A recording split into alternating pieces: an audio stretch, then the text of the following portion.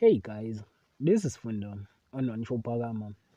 Tonight on Imbewu, Makosazana received another email telling her that Nairobi has her money, while Nairobi refused to give Makosazana her money.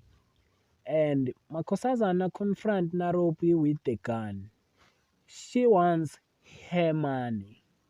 While Mbali and Sebenzile discussed their compensations from Pagate, Mbali thinks she is mad not to take it, while Sebenzile wants Pagate to pay for all things and the time he wasted with him.